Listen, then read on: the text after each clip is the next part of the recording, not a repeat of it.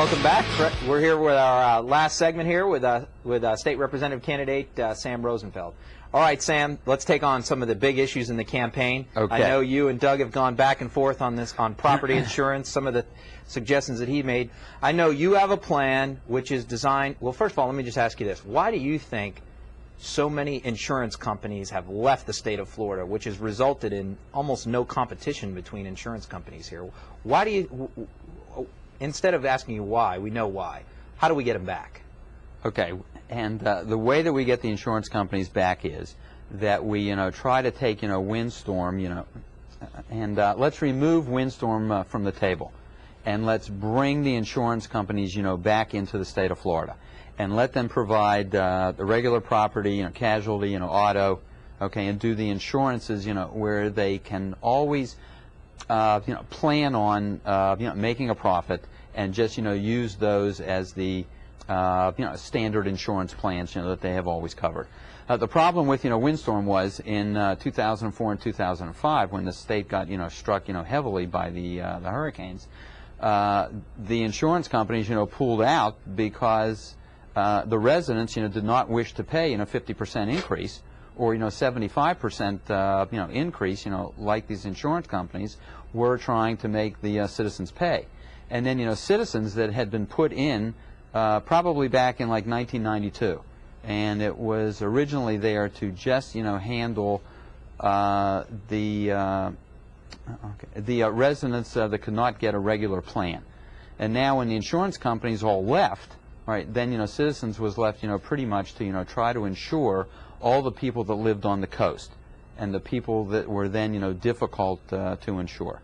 And so that's where we're now at the present situation, where citizens is now, the cat fund is underinsured, and that's why the state leaders, chose to pay Warren Buffett at the end of June about $224 million. And I did talk with some friends of mine who were in the insurance business, and they did say that if we did do what you suggested, more insurance companies would definitely come back. They'd be willing to write hazard insurance policies. They just don't want to write the hurricane policies, the wind damage policies. But the criticism that Doug Holder said last week on this show was that would result in citizens getting too big and out of control and unmanageable, et cetera, or having too much exposure. Right. What do you say about that? Okay, so the new wrinkle now is that the citizens would become the reinsurance. And so the other insurance companies would still be writing the windstorm, which is contrary, to what we just said 5 minutes ago. Okay, but the policies would still be at a reduced rate. And citizens would just be the secondary insurance, right? They would stand behind the primary carrier. Okay. And here's a plan. All right, this is a nonpartisan plan. So you didn't just come up with this out of thin air. No, it was not one of those 3:30 in the morning thoughts. Okay. All right. No, this is a plan that I think if you watch over the next 1 or 2 years, and this is the plan that is going to be instituted. Okay. This is a nonpartisan plan. This has been written by people from all sides of the issue, and this is the best thing that they can come up with. And I think they call it the redistribution of the hurricane. Can I ask you a baseball question? Risk. Sure. Okay. Why not? You just said you're. Okay. Am I a switch live hitter? in Philly.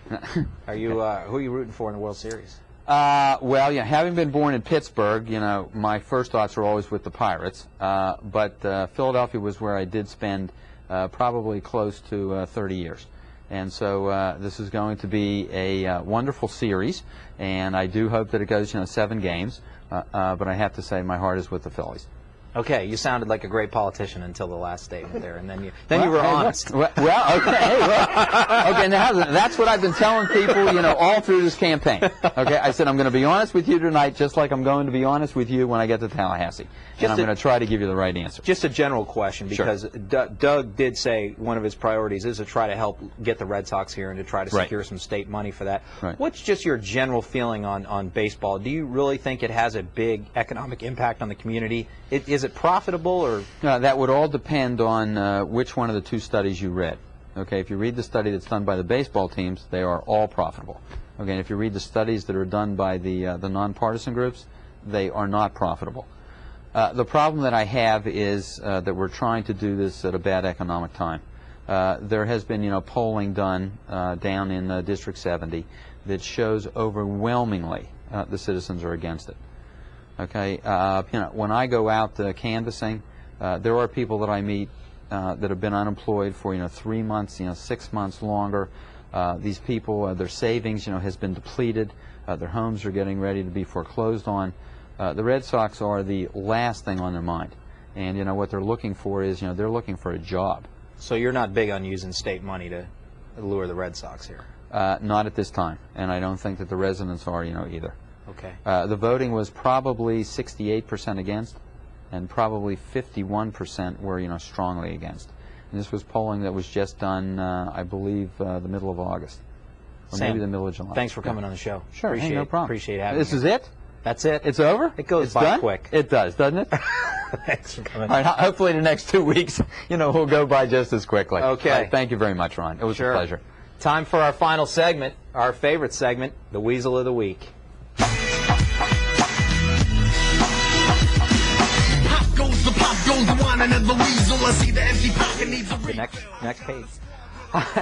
The Weasel of the Week is of course, an easy choice again this week.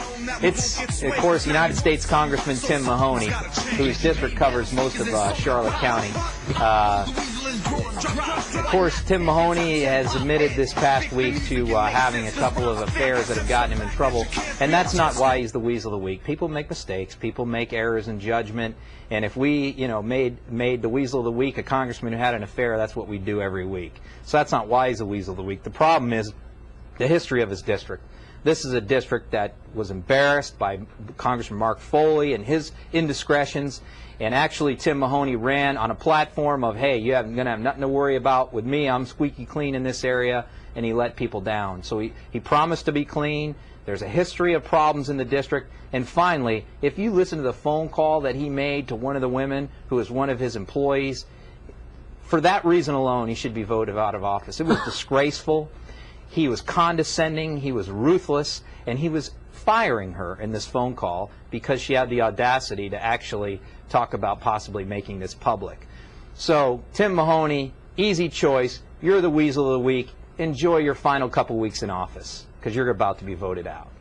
Join us next week, Clout 941, same time and place.